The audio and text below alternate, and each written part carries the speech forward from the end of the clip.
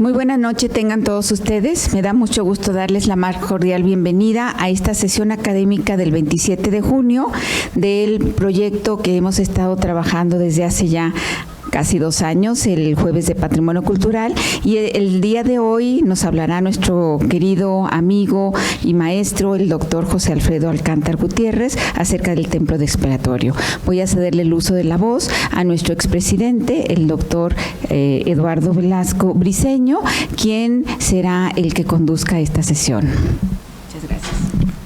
Muchas gracias, muy buenas noches a todos ustedes.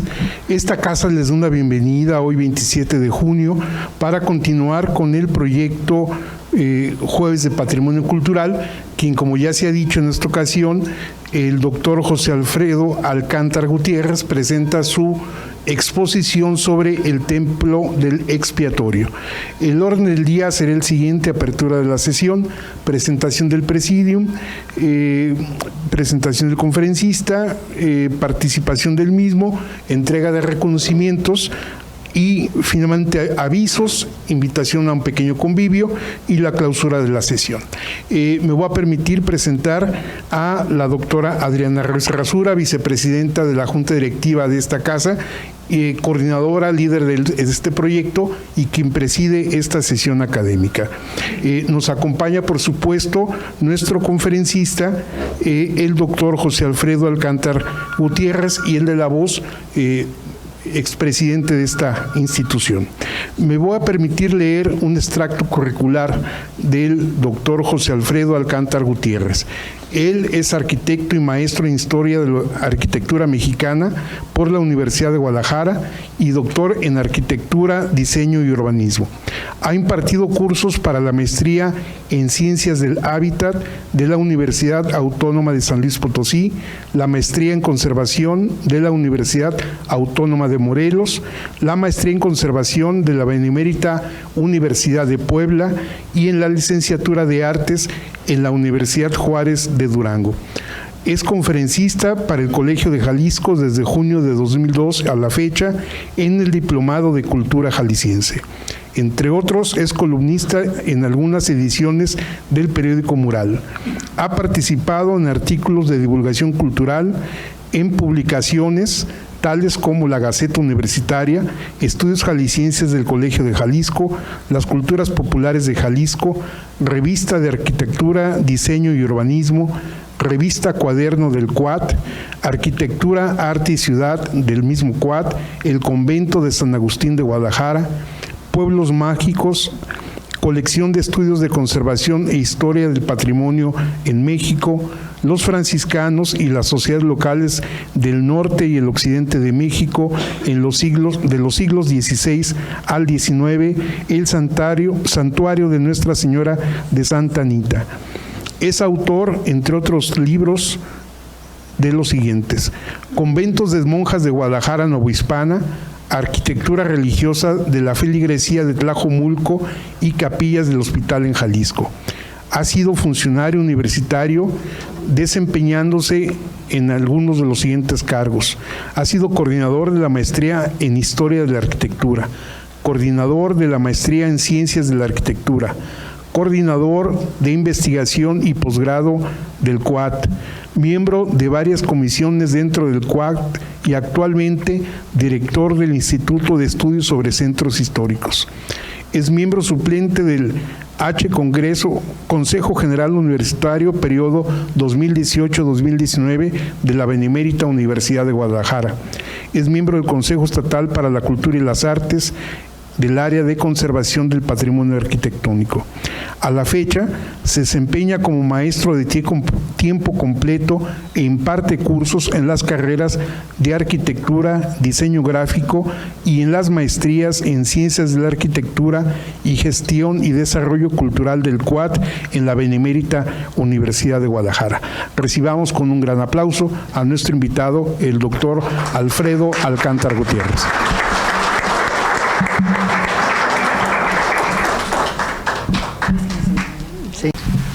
Pues primeramente un agradecimiento por la invitación que me hace esta institución para presentar los avances de esta investigación, y pues se refiere específicamente al Templo del Expiatorio y el barrio que lo circunda, que es una de las zonas más atractivas con las que contamos en cuanto a patrimonio arquitectónico en el centro histórico de nuestra ciudad. Abordaré aspectos que tienen que ver con los antecedentes del eclecticismo. Es una etapa histórica sumamente importante para la historia del arte en general, de la cultura occidental, y donde no va a quedar al margen, lógicamente, en nuestro país. Entonces vamos a encontrar varios aspectos que coinciden con los elementos conceptuales que dan sentido a este tipo de enfoques que se van a expresar a través de esta etapa tan importante como es el romanticismo en el ámbito de la literatura, el eclecticismo en el ámbito de la arquitectura. Entonces haremos un recorrido histórico sobre cuáles fueron las circunstancias que propiciaron la creación de este edificio, específicamente en esa zona, y las colonias nuevas que van a suscitarse a fines del siglo XIX y que va a ser precisamente donde va a quedar circunscrito el edificio. Y finalmente las condiciones actuales en las que se encuentra el edificio y sus vinculaciones con expresiones culturales. Entonces, en realidad, el romanticismo viene a ser una etapa muy difícil de identificar en cuanto a cuándo aparece concretamente. Hay obras que las podemos identificar tanto en el periodo neoclásico, pero también las podemos identificar en el periodo del romanticismo. Entonces hay ciertas complicaciones para poder identificar precisamente el punto de arranque de estas nuevas posturas. Hay varios factores que van a influir para que las expresiones artísticas estén relacionadas con cuestiones emotivas.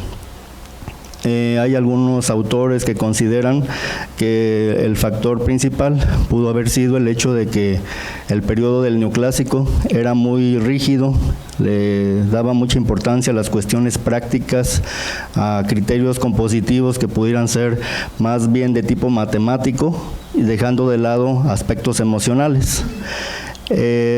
Uno de los ideales precisamente de la Revolución Francesa pues va a ser el hecho de la libertad que tanto se anhelaba, y la presencia de Napoleón Bonaparte en el poder significaba esa posibilidad de salir de ese atolladero en el que se encontraba la libertad. Y resultó que precisamente Napoleón Bonaparte vino a hacer todo lo contrario que se esperaba que hiciera, es decir, siguió con los mismos conceptos de los antiguos Luises franceses. Así es que la sociedad desilusionada pues busca otras alternativas para poder saciar ese espacio, ese hueco que no se había atendido adecuadamente, y en ese sentido el concepto emotivo va a desempeñar una función sumamente importante, tomando en consideración las situaciones que se vivieron en etapas tan importantes como el periodo del medioevo, donde la sociedad era feliz, donde la sociedad disfrutaba del cariño fraternal, había un acercamiento muy estrecho con las cuestiones espirituales, y en ese sentido es que va a haber mucha sinergia entre la situación que se vive en el romanticismo y la etapa medieval. Hay una gran exaltación a las grandes victorias, se va a exaltar tanto a los que participan en los enfrentamientos, tanto los que ganan o los que pierdan, porque siempre el hecho de tener esa decisión va a significar pues un amor a la patria, un amor a salir de una circunstancia adversa que va a ir en beneficio de una comunidad principalmente. De manera tal que se va a exaltar al héroe, se van a tomar posturas de tipo también revolucionarias, se van a conseguir cambios sociales, cambios culturales, cambios políticos, etcétera. Esta imagen me parece interesante para poder identificar la importancia del romanticismo, esa evocación al pasado. Aquí el autor de esta obra pues toma como motivo un edificio medieval, inclusive el follaje que enmarca el edificio pues está haciendo una evocación al arco ojival, que viene a ser el elemento constructivo característico del periodo medieval, que se va a alejar de esos conceptos de la arquitectura clásica, arcos de medio punto, dinteles, etcétera. Entonces pues aquí este tipo de elemento constructivo va a hacer una referencia del medioevo, de esa etapa de exaltación espiritual que caracterizó a la humanidad. Esta imagen de la derecha pues nos puede ayudar a entender en qué consistió esa mentalidad del hombre del siglo XIX. Va a tratar de envolverse en un ambiente cultural que tenga evocaciones con el pasado. Hay hallazgos arqueológicos muy importantes, Herculano, Pompeya, etcétera, que nutrieron en gran medida al neoclásico, pero que va a seguirse explotando este concepto, vinculándose sobre todo con culturas exóticas, con culturas distantes tanto en tiempo como en espacio. De esta manera, los elementos que pudieran evocar ese tipo de contextos van a ser muy perseguidos por los artistas del siglo XIX. Y si a eso aunamos pues un paisaje espectacular como el que está viendo posiblemente ese artista, que puede ser un pintor, un escultor, un arquitecto, pues tiene herramientas suficientes para poder realizar una excelente obra. Y pues ahí le acompaña un perro, un gato, honestidad, compañía, esos elementos que nutren tanto el espíritu, también puede servir de inspiración para el artista. Tenemos también pues el hecho de que se van a llevar elementos arqueológicos de diferentes sitios de los alrededores de Europa o de continentes muy distantes a los principales museos europeos, como esta aguja de Cleopatra, que va a ser un obelisco, pero de a de veras, no va a ser elaborado para colocarse en una de las principales plazas europeas, sino que van a ser elementos escultóricos, arquitectónicos, originales y que van a ser llevados a Europa.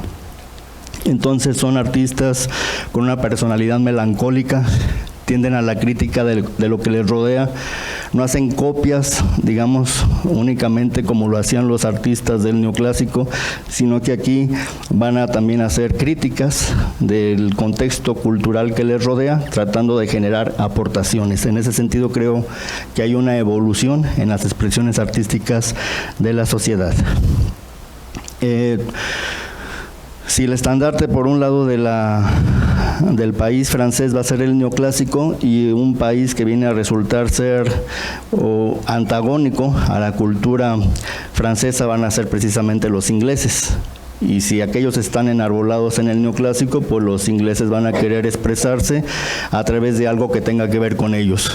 En ese sentido, va a ser mucho más importante para ellos la herencia medieval que la herencia generada por los romanos. Así es que en ese sentido se van a empezar a producir este tipo de edificaciones en donde se hace una clara evocación a la época medieval utilizando formas góticas. Y esto va a permear a los países que van a formar parte de su imperio. Entonces las colonias inglesas diseminadas por varias partes del mundo van a tener una gran influencia también de tipo gótico. Aquí en este caso la Catedral de San Patricio en Nueva York, en los Estados Unidos.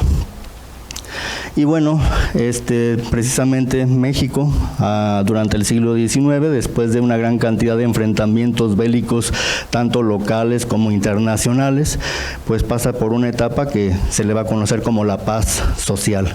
Esta va a ser de alguna manera fomentada por el presidente de la República, Porfirio Díaz, y él le va a dar mucho ímpetu al asunto de la inversión extranjera. De esta manera hay grandes inversionistas provenientes de varios países y muchos de ellos de prácticas religiosas que no precisamente van a ser las católicas.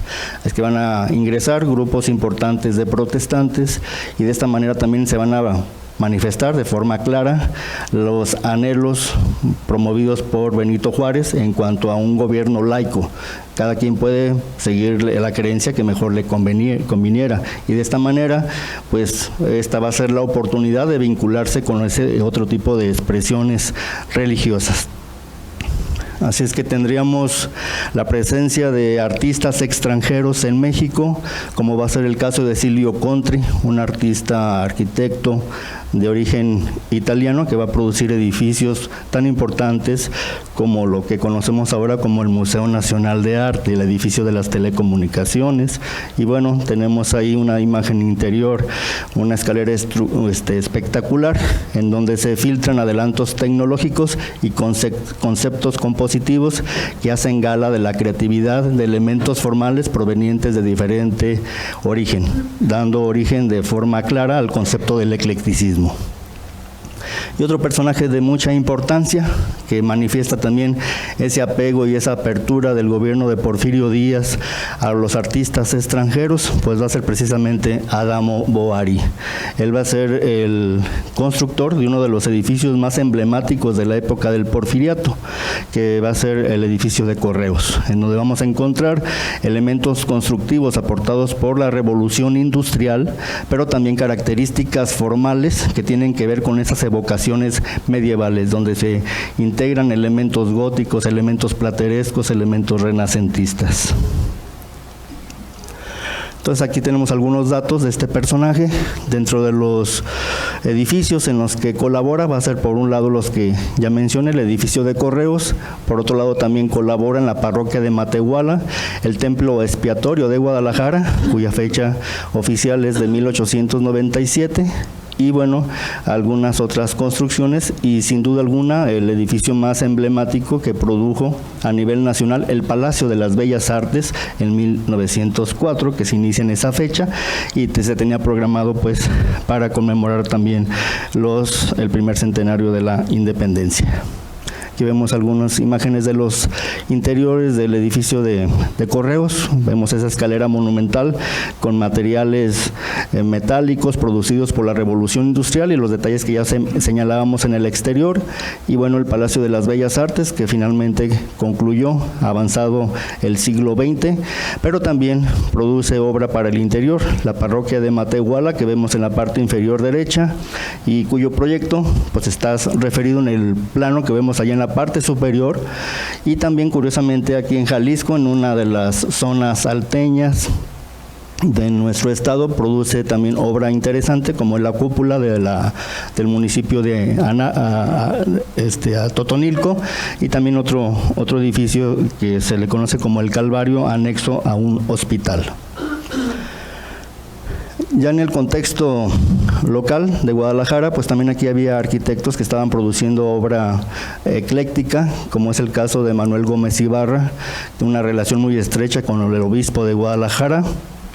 Y bueno, esta relación le va a permitir realizar obra también muy importante, como va a ser sin duda alguna el panteón romántico más importante con el que contamos en el país, equivalente a San Fernando de la Ciudad de México. Me estoy refiriendo al Panteón de Belén de Guadalajara, donde encontramos allí el mausoleo central con características formales que ahora sí que tendremos que hacer un recuento de la historia de la arquitectura para poderlo describir. Encontramos chapiteles en la parte superior que nos recuerdan a las torres de la catedral, y vemos en el lado derecho capiteles en las columnas de forma palmiforme, heredados de la tradición egipcia.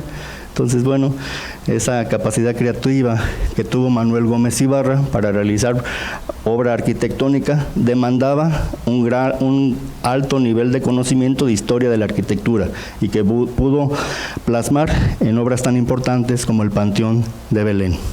Y bueno, también tendríamos el caso de las torres de la catedral, cuyas torres coloniales van a ser derrumbadas por causa del sismo de 1818, y después de varios intentos de construir torres, finalmente participa Manuel Gómez Ibarra con estas torres que conocemos en la actualidad, con características góticas, que es lo que estaba vigente en la época de construcción de las mismas. Tenemos otros arquitectos, Guillermo de Alba, él va a formarse en Chicago, va a traer pues ahora sí que toda la vanguardia a Guadalajara. Varios de los edificios emblemáticos de los alrededores del convento de San Francisco van a ser de su autoría, y algunos inclusive de sitios tan emblemáticos para aquella época, como va a ser el primer gran centro turístico del país, como va a ser Chapala con la estación del ferrocarril, también obra de su autoría. En este caso tenemos en la parte izquierda también uno de los hoteles con los que colabora Guillermo de Alba, el Hotel Palmera, después Hotel Nido y actualmente Presidencia Municipal de Chapala. Antonio Aronis Topetti, otro gran arquitecto también del siglo XIX, él realizó también casonas muy importantes diseminadas por varias partes del centro histórico de la ciudad de Guadalajara, y también construye una parroquia que se había destruido por un terremoto de mediados del siglo XIX que dejó por los suelos a los templos parroquiales tanto de Ocotlán como también de Tototlán. Y pues muchos edificios de la ribera norte del lago de Chapala fueron severamente afectados. Y él le va a corresponder construir la parroquia de Ocotlán con características eclécticas. Él va también a tener esa posibilidad de contar con materiales constructivos provenientes de su pueblo natal, de la zona de Ameca, cantera muy obscura, y bueno, va a promover este material en muchas de las obras que va a producir. Así tenemos también el edificio que se le conoce actualmente como el edificio Aronis, que en su momento fuera el Seminario Conciliar de Guadalajara y que luego va a ser ocupado por la 15ª zona militar, y finalmente lo que es la Secretaría de Cultura en años recientes. Entonces, este es los arquitectos que van a conformar el contexto cultural arquitectónico de Guadalajara, sumando también a Ambrosio Ulloa y Guillermo de Alba, que ya mencionaba, y a Domo Boari, que es a quien se le va a encomendar uno de los edificios más importantes que se van a producir en Guadalajara de fines del siglo XIX. Entonces, el templo expiatorio va a tomar forma gracias a una serie de circunstancias muy peculiares por las que atraviesa la historia de la iglesia. Para estas épocas, fines del siglo XIX, pues se veían afectados intereses muy importantes por parte de la Iglesia Católica. Se hace una convocatoria para un concilio, el primer concilio vaticano, en donde se tratan de reestructurar las situaciones difíciles por las que está atravesando la Iglesia. Se enuncian algunos criterios de composición, como el hecho de construir edificios religiosos sobre basamentos de altura más o menos importante, para darle un mayor realce y para provocar una mayor convivencia e invitar a la realización de actividades al interior del edificio. Entonces, esto por un lado, y allí participan obispos de todo el mundo, dentro de los cuales también va a tener una labor destacada el obispo de Guadalajara, de manera tal que sus funciones obispales en la ciudad pues van a traer como consecuencia poner en práctica los principios emanados del Concilio Vaticano I.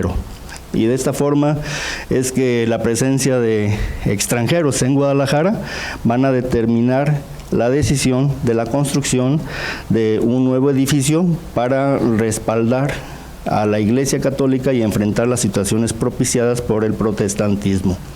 Entonces, la idea fue construir un edificio dedicado a Jesús sacramentado, con la intención de realizar oración frente al Santísimo Sacramento para expiar los abusos que se habían generado por parte de otras sectas religiosas y que atentaban contra el Santísimo Sacramento, es la hostia del altar. Entonces, en ese sentido es que se empieza a gestar esa idea de la construcción de un edificio para realizar ese tipo de funciones. Para ese entonces, pues tendríamos que un edificio muy importante del poniente de la ciudad obstaculizaba el crecimiento de la misma, que sería la penitenciaría de Escobedo, que abarcaba desde lo que es actualmente la calle de Federalismo hasta pues casi la calle de que conocíamos como Tolsa, y bueno, abarcaba por tal razón una gran cantidad de manzanas. Entonces se consideraba que era un obstáculo y pues bueno, empiezan a suscitarse proyectos urbanísticos para el poniente de la ciudad, pero existía ese obstáculo arquitectónico que digamos hacía poco práctica la vialidad hacia esa zona que se estaba pretendiendo urbanizar. Entonces, Tolsa es por una familia que se supone que tenía unos terrenos por la parte sur de la actual avenida Enrique Díaz de León, y de ahí viene el nombre de la calle de Tolsa, no es Tolsa como aquel arquitecto tan importante del periodo neoclásico. Entonces se empiezan a hacer los proyectos para hacer nuevas colonias hacia la parte poniente, y de esta forma es que aparece la colonia americana, la colonia Reforma y la colonia francesa.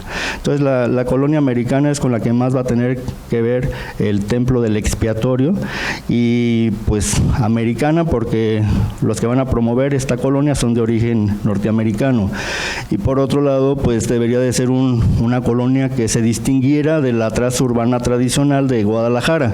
Es que si nos fijamos un poquito, entonces encontramos aquí calles casi en diagonal y que rompen con la estructura reticulada que se traía desde el centro de la ciudad.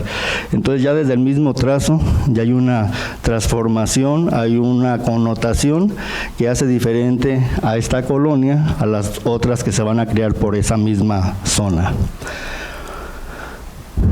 Entonces, bueno, vamos a encontrar pues una serie de planteamientos de avenidas amplias, zonas arboladas, machuelos, criterios de diseño urbano que no tenían presencia en el centro histórico de la ciudad. Entonces, en ese sentido se van a tratar de aplicar los principios urbanos que van a estar vigentes para esas épocas a nivel internacional.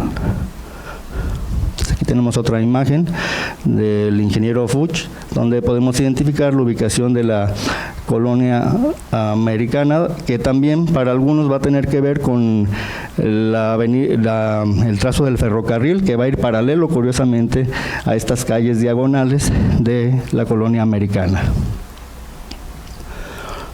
Entonces, bueno, aquí tenemos estas imágenes, estas zonas arboladas, pues esto nunca se había visto en Guadalajara. Entonces las clases acomodadas de la ciudad son las que también van a dirigirse hacia esa zona.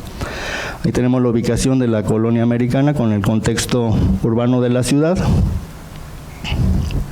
Y bueno, los ajustes que van a tener que hacerse en algunas de las esquinas para darle continuidad a las calles ya existentes de Guadalajara. Por aquí una calle que se va a tener que hacer esta calle no debería de rematar acá, entonces va a tratar de hacer un ajuste para darle continuidad al paño de estas calles, y bueno, también por allá en la parte superior en convergencia con esta arista de las demás calles que se van a integrar a las diversas colonias modernas de la época. Entonces, el obispo Pedro Loza y Pardavé, que como ya había comentado participa en el Concilio Vaticano I, pues empieza a organizar pues la estructura de lo que va a ser la organización de la construcción del nuevo edificio, define quién va a ser el presidente, la vicepresidencia, el director general, etcétera, etcétera. Y bueno, un equipo de trabajo para poder llevar a cabo este proyecto. Y se elige para tal efecto una manzana que se encuentra en la parte surponiente de la antigua penitenciaría de Escobedo, limitada por la calle Tolsa y por la calle de López Cotilla. Esta de aquí es la que va a ser elegida para conformar el templo expiatorio. Aquí en este plano empiezan a aparecer aquí ya las columnas para dar origen a lo que va a ser el templo expiatorio. Entonces, bueno, para esa época, pues no era la colonia americana, era una manzana que formaba parte del cuartel sexto del centro histórico de Guadalajara, y estaba contigua a la huerta de la antigua penitenciaría de Escobedo. Entonces ahí está ubicado el terreno, y bueno, aquí están los personajes a los que se les tuvo que comprar esta propiedad, y bueno, ahí vienen los costos y demás, estos datos interesantes. Gabriel Macías Agredano, que tiene un acervo muy importante por aquí presente, entonces me hizo favor de facilitarme una información importante en este sentido. Entonces ahí tenemos estas imágenes de las manzanas con las que va a tener precisamente que ver el templo expiatorio de Guadalajara. Y bueno, aquí todos los demás personajes que van a ir apareciendo en escena, desde José Garibe Rivera, Luis Ugarte y finalmente el arquitecto Ignacio Díaz Morales. Entonces el proyecto original de Adamo Boari pues va a ser una planta arquitectónica de tipo basilical. Se van a retomar criterios compositivos heredados de la tradición italiana, dado que el gótico francés manejaba plantas basilicales de 5 naves, en este caso va a ser de 3 solamente, la nave central, 2 naves laterales, un deambulatorio en la parte posterior al altar, esto haciendo evocación a esos conceptos medievales de las peregrinaciones que se manejaban desde lugares muy distantes y aterrizaban en los principales santuarios europeos como San Pedro de Roma o Santiago de Compostela. Entonces la idea era que pudiera ingresar una peregrinación, hacer un recorrido por el templo, pasar por atrás y continuar su recorrido sin afectar las celebraciones que se pudieran estar realizando en la nave central. Entonces en ese sentido hay esa continuidad de conceptos de origen medieval. Entonces la fachada, pues vamos a verla identificada por la presencia de estos 3 tímpanos en donde aparecen diferentes personajes realizados en azulejo, el Papa Pío X en la nave poniente, el Cordero Pascual en la nave central y en la nave oriente San Tarcisio. Aquí tenemos las secciones en las que van a irse dividiendo las 3 fachadas del templo. Entonces cada una dividida con una especie de contrafuertes que hacen una evocación un poquito rebuscada, parecido casi a minaretes árabes, pero que enmarcan cada una de las fachadas. Y bueno, tendríamos ahí también la presencia de ciertos elementos que le dan unidad al conjunto arquitectónico, líneas horizontales que cruzan de lado a lado para definir los primeros cuerpos de la fachada, donde la de la nave central es de una proporción mayor a la de las naves laterales, y la presencia de diferentes tipos de tonos de la cantera oscura, cantera más clara en el fondo para darle un mayor realce a la composición, y alineado sobre los tímpanos de las naves laterales la presencia de un rosetón. Estos rosetones tan importantes de la época medieval pues van a hacerse presentes aquí en este edificio, y pues prácticamente sería el primer rosetón que aparece en Guadalajara. Entonces en ese sentido es sumamente aportativa la composición arquitectónica del templo del expiatorio, y bueno, sobresale del nivel de las naves laterales con el tímpano más elevado que va a tener concordancia con la altura de la nave central, y también la iluminación pues va a poderse resolver por ventanas laterales, dado que las naves laterales quedan a un nivel más bajo. Entonces, bueno, tendríamos la presencia de nichos, de elementos escultóricos de santos, como lo manejaban los antiguos templos medievales. La presencia del arco ojival, manejado en todas las posibilidades, digamos, lógicas o que pudieran manejarse a lo largo de la fachada. Entonces, una composición sumamente armónica, sin duda alguna, la que tenía contemplada Adamo Boari para el proyecto. El rosetón también dándole un mayor realce con la piedra blanca, que es con la que es elaborada, y los vitrales que sostiene. Entonces, una cosa interesante es que para hacer promoción del templo expiatorio, aparte de todo esto que ya les he comentado, ya dicen que es mármol de no sé dónde, que vitrales de París, que todo del extranjero. Entonces es interesante pues cómo a veces siempre estamos con esas tendencias todavía un poquito malinchistas, pero pues ya de por sí el edificio va a ser producido por un arquitecto italiano. Entonces pues bueno, los últimos detalles pues yo creo que hasta hacen juego con ese concepto que dio origen al edificio.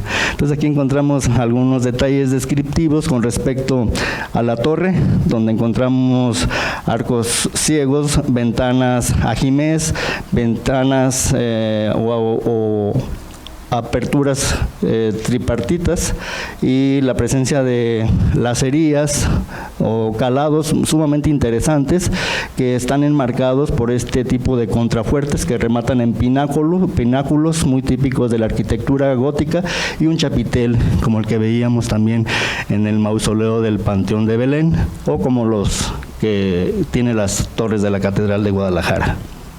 Entonces, hasta cierto sentido también es un edificio que tiene congruencia en cuanto a tener elementos formales que están vigentes también en Guadalajara, en esos edificios que ya mencionaba.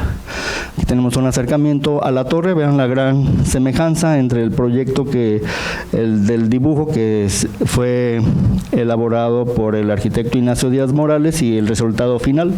Es una ventana tripartita en la parte inferior, y la parte superior pues estaba contemplado un rosetón que finalmente quedó en el reloj, ese reloj tan famoso que marca a diferentes horas del día, donde salen los apóstoles a hacer su recorrido de forma radial. Aquí un detalle de lo que sería la cúpula. Bueno, se puede considerar como cúpula, aunque en realidad es aguja, porque cúpulas pues no hay en la época gótica. Y bueno, encontramos elementos formales pues sumamente atractivos, donde la ligereza pues va a ser uno de los lenguajes con los que va a trabajar el arte gótico, replanteado en este caso con un proyecto neogótico del siglo XIX.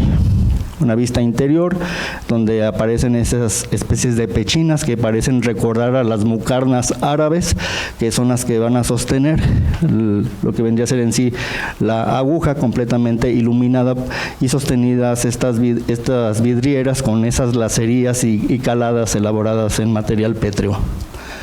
Una vista de los arbotantes que contrarrestan los esfuerzos de la bóveda de la nave central, y la iluminación que les decía que va a ser resuelta con este cambio de altura entre las naves laterales y la nave central, y pues la perfecta armonía compositiva con la presencia de esos pináculos en los contrafuertes que circundan el edificio. También pues las puertas van a manejar el mismo lenguaje, ese mismo tipo de elementos góticos se hacen presentes en los trabajos de carpintería. Tenemos los datos con respecto a la cuestión iconográfica. En el tímpano del ingreso de la nave norte aparece la Anunciación de la Virgen María. En el tímpano de la nave central pues aparecería la crucifixión del Señor, custodiada por la imagen de la Virgen María allá, y acá por el Señor San José, su castísimo esposo, y en la parte superior la imagen de Cristo en la institución de la Eucaristía. En el tímpano de la nave oriente aparecería el descendimiento de la cruz.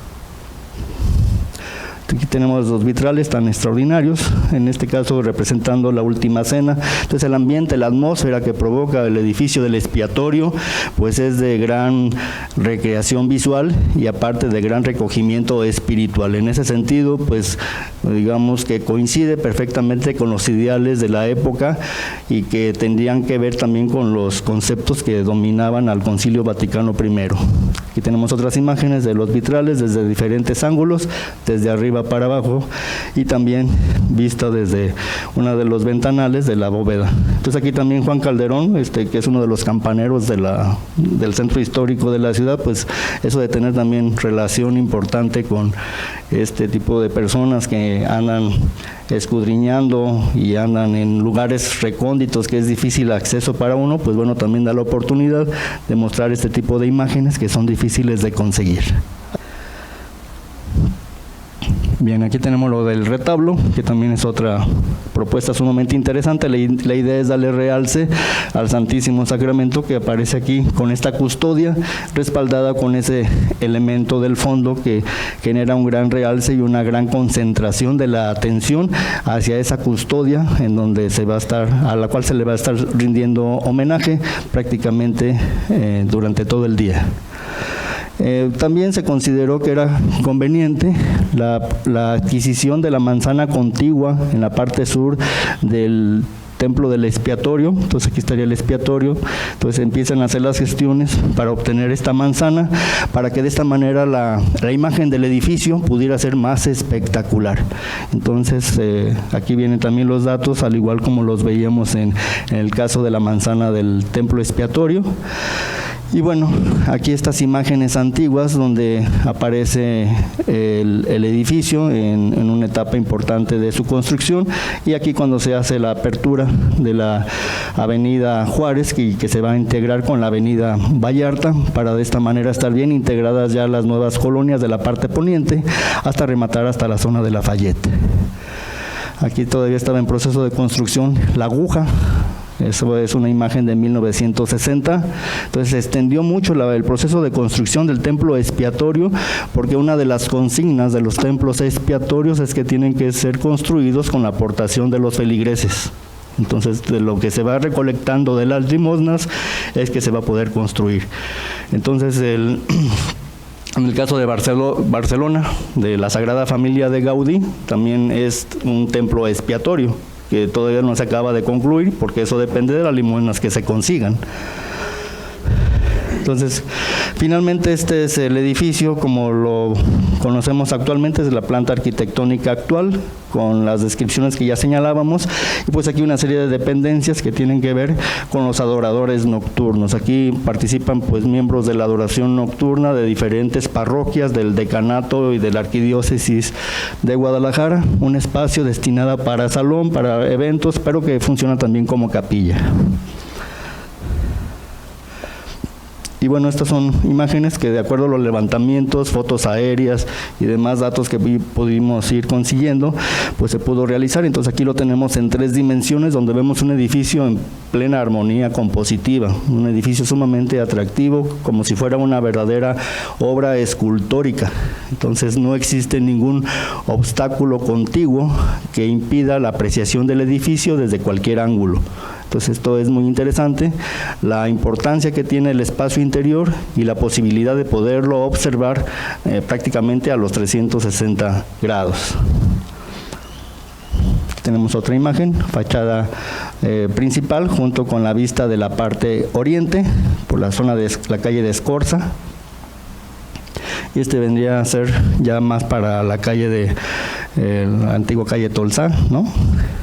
Esta es la última intervención que tuvo el edificio, pegado a la calle Enrique Díaz de León. Y esta, pues por la parte posterior, donde vemos pues esa herencia medieval, los arbotantes, los contrafuertes, una perfecta concordancia entre elementos estructurales, elementos formales, generando una plena armonía compositiva en el conjunto. Y la aguja tan interesante, pues a ver si quieren se las prestamos a Notre Dame, ¿verdad?, para que les sirva de modelo, que esos proyectos tan extraños que por ahí sacaron de forma muy rara. Aquí está, quizás sería una de las vistas un poquito menos atractivas por este tipo de ventanas que no son muy afortunadas, que digamos, por la calle de López Cotilla. Entonces la tecnología pues nos da este tipo de lucimientos a nuestros trabajos de levantamientos arquitectónicos. Entonces, como ves, una pieza escultórica, prácticamente el templo del expiatorio, sin duda alguna. Y pues ya la tecnología contemporánea nos permite realizar este tipo de trabajos que antes pues era inimaginable, ¿no? Bien, entonces, otros templos neogóticos también importantes por el país, pues quizás el que estuvo muy de moda hace un poco de tiempo después de Notre Dame fue el templo expiatorio de León, que es espectacular. Entonces se los recomiendo también, muy interesante, sobre todo es espectacular en su imagen exterior. Y tendríamos también otro templo neogótico, que sería la Catedral Inconclusa de Zamora, Michoacán, que finalmente se decidió terminar y su inicio de construcción pues va a ser hacia 1987, originalmente era así, y pues ya esta es una intervención posterior, se nota la diferencia de tonos. Y también catedrales, como es el caso de la Catedral de Mazatlán, o parroquias tan espectaculares como la de San Miguel de Allende, o también templos que vamos a tener también sumamente interesantes, como el de Nuestra Señora del Rosario, o conocido popularmente como el del Padre Galván. Bueno, ese se me brincó. Esa también una que se construyó con ciertos elementos góticos, la Catedral de Tepic. Bien, entonces la colonia americana actualmente pues sin duda alguna es una de las colonias más emblemáticas de nuestra ciudad y pues ahí encontramos cantidad importante de edificios patrimoniales. Tendríamos el templo expiatorio sin duda alguna, el edificio de la universidad y pues expresiones culturales de mucha importancia que giran en torno a este contexto urbano y donde destaca sin duda alguna de manera muy importante el templo expiatorio.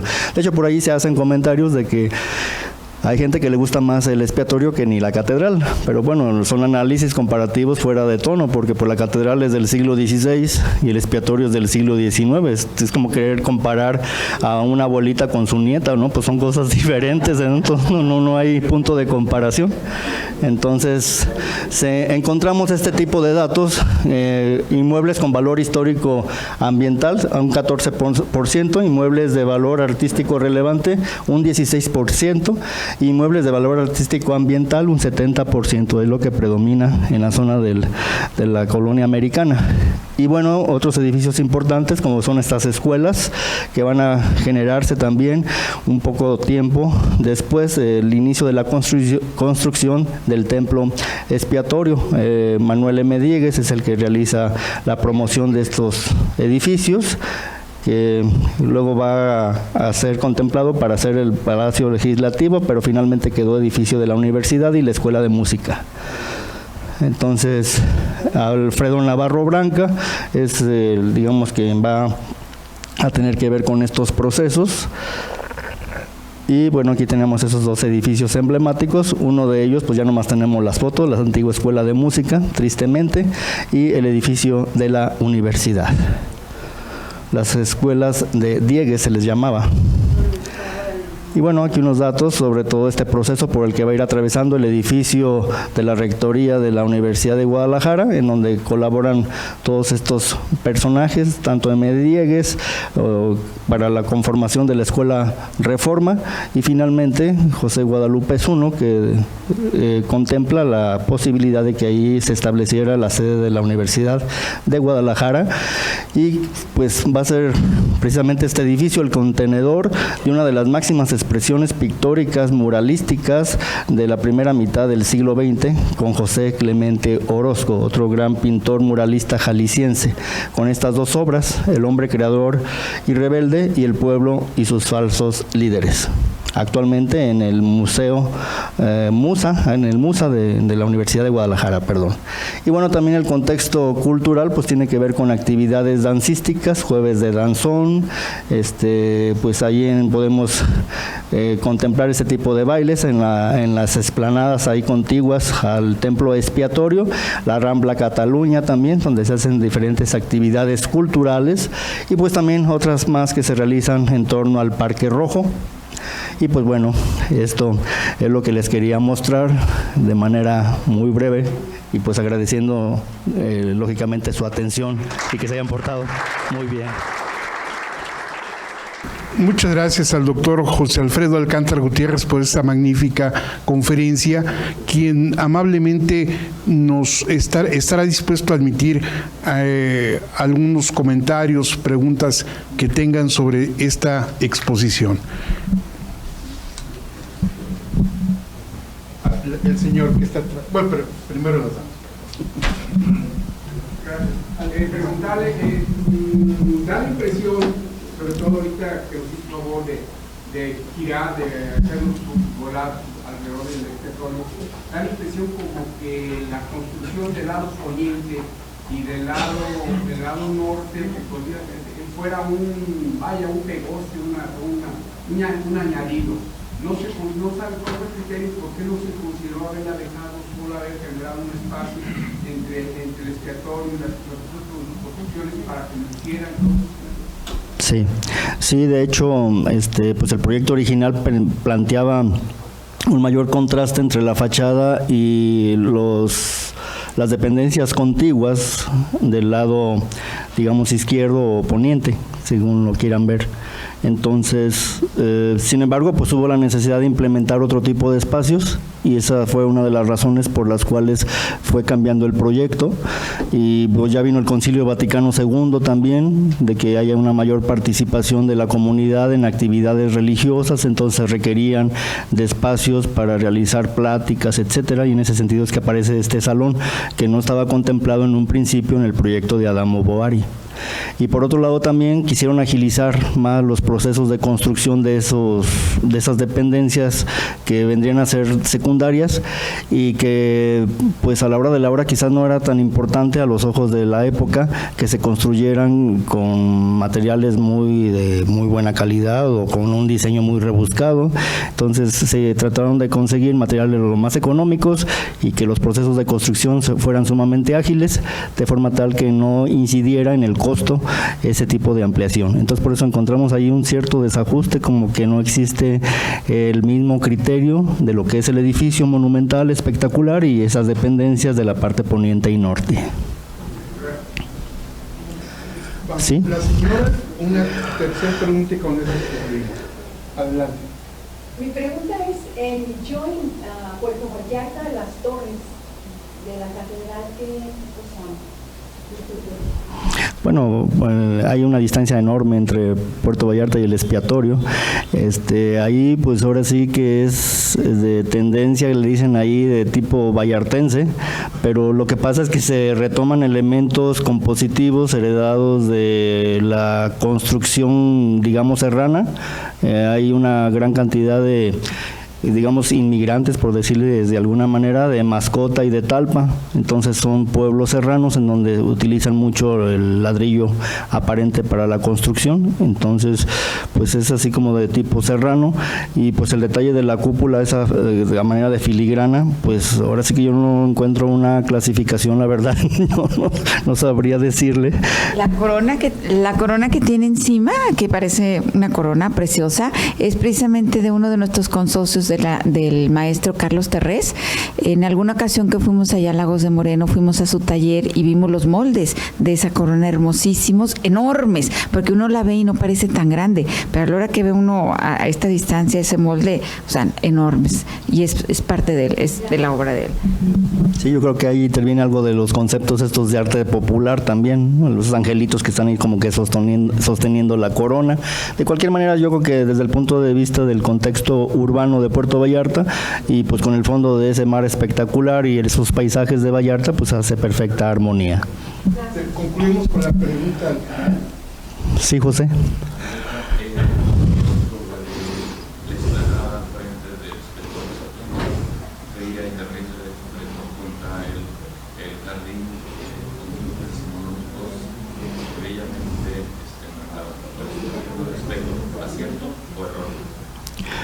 Pues yo creo que ya casi tú contestaste la pregunta, entonces pues sí, yo creo que fue bastante desafortunada. Yo creo que en el sentido original era muy buena la idea de esta explanada con áreas verdes y árboles que invitaban a la convivencia y estar bajo las sombras mirando el edificio monumental, y pues casi eso se perdió. Son unos arbolitos ahí medios emplagados, creo, ¿no? Medio en malas condiciones, o no en realidad dan una imagen como la que se tenía contemplada por el arquitecto Ignacio Díaz Morales. Y sobre todo ese estacionamiento, que ahora sí que se persina uno antes de entrar, porque quién sabe cómo le vaya. Yo sí le tengo miedo a ese estacionamiento, la verdad. Entonces, tanto la explanada como el estacionamiento, pienso que fue una mala decisión. Sí, y pues atenta en gran medida en el patrimonio arquitectónico, sobre todo de este edificio tan emblemático, que pues no solamente es importante para Guadalajara, a nivel nacional es considerado como el edificio ecléctico de mayor calidad en el país. Entonces, bueno, es un orgullo para nosotros tener el templo expiatorio en Guadalajara. Una pregunta nada más. ¿Se acuerdan que ahí en esa explanada había una escultura de Cuauhtémoc o Moctezuma? ¿Dónde quedó? Ah, es la que está en Analco. Ah, bueno. Menos mal que no se perdió. Agradecemos muy cumplidamente al doctor José Alfredo Alcántara Gutiérrez esta intervención y sus amables comentarios a sus intervenciones. Como ustedes saben, el sábado es un recorrido por la zona, por tanto, los invitamos para que quienes se quieran sumar al recorrido estén frente a la entrada principal al templo a las 10:30 de la mañana. Evidentemente con ropa cómoda, sombrero, o gorra o cachucha para proteger el sol y agua. Entonces, ojalá y nos puedan acompañar la mayoría, ya muchos han acompañado y es en verdad formidable.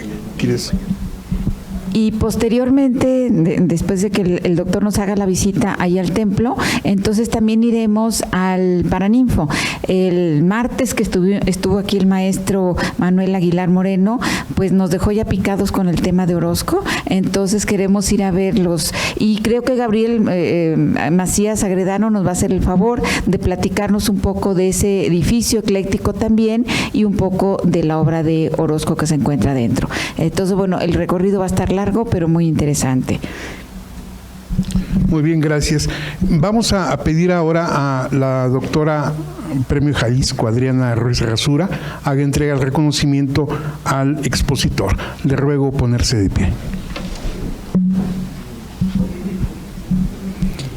La Benemérita Sociedad de Geografía y Estadística del Estado de Jalisco AC, institución científica y cultural instalada el 27 de septiembre de 1864, otorga el presente reconocimiento al doctor José Alfredo Alcántar Gutiérrez por su participación en las actividades organizadas por esta institución dentro de los Jueves de Patrimonio Cultural, con la conferencia El Templo del Expiatorio, misma que se llevó a cabo en las instalaciones de nuestra casa sede, cumpliendo así con el objetivo fundamental de esta benemérita institución, que desde su fundación ha sido el estudio y la divulgación de la ciencia y la cultura. Guadalajara, Jalisco, 27 de junio del 2019, y firman precisamente nuestro presidente, el doctor Arturo Curiel Ballesteros, nuestro secretario general, el doctor José Sósimo Orozco, y la de la voz como directora del proyecto. Muchísimas gracias, Alfredo.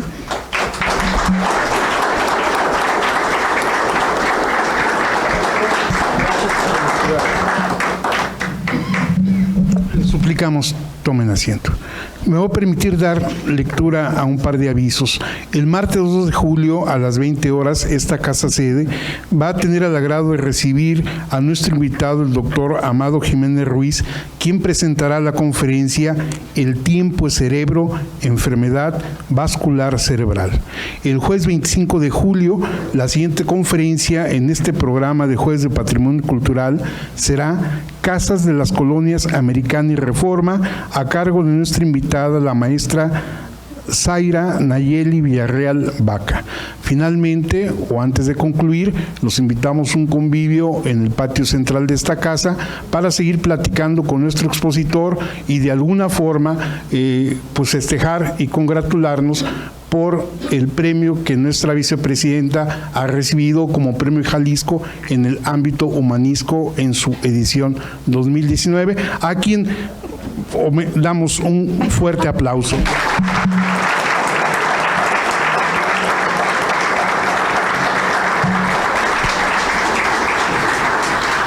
Y ahora le pedimos precisamente a la doctora Adriana Ruiz Rasura haga la clausura de esta sesión.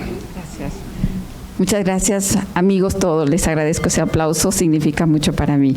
Y bueno, siendo casi las 9 de la noche, ya con las campanadas del templo que nos dicen que ya tenemos que terminar, entonces quiero agradecerle la presencia de nuestro expresidente, el doctor Eduardo Velasco Briceño, quien hizo la conducción de este evento, muchas gracias, de nuestro invitado también, el doctor José Alfredo Alcántar Gutiérrez, y bueno, pues seguimos en esto de conocer un poco cada día más de nuestra ciudad. Muchísimas gracias y buenas noches.